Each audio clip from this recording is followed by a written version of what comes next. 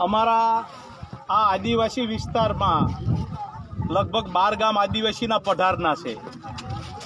અમારા બાપ દાદા વર્ષોથી આ નળ સરોવરમાં મચ્છીમારી કરતા આવ્યા છે અને અમારો વ્યવસાય મચ્છીમારીનો જ છે।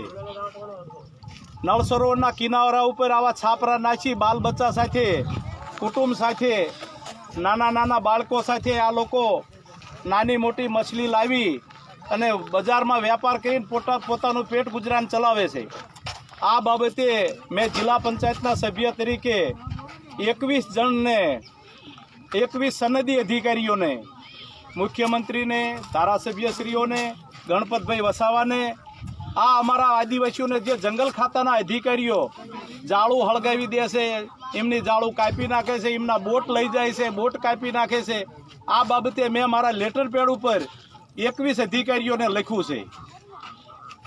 આ બાબતે અમે વારંવાર જ્યાં વખતે પણ અમે આ નળ સરોવર ખાલી હતું અને એને ભરવા માટે અમે કુંવરજીભાઈ બાવળિયા સાહેબને રૂબરૂ લાવી અને અમે રજૂઆત કરી હતી। તેમ છતાં આ નળ સરોવર ભરવા નહોતું દીધું પાણીથી, નર્મદાના પાણીથી નળ સરોવર ભરવા માટે બધા અધિકારીઓ તૈયાર હતા। નવસાદભાઈ પણ મારી સાથે હતા, અમે બહુ રજૂઆત કરી પણ તોય નળ સરોવર ભરવા ન દીધું અને ખાલી રાખ્યું અને હજારો માણસની રોટીનો આ પ્રશ્ન ઊભો થયેલો। 2 વર્ષ સુધી નળ સરોવર ખાલી રહ્યું, એમાં અમારા આદિવાસીઓ ખૂબ હેરાન થયેલા।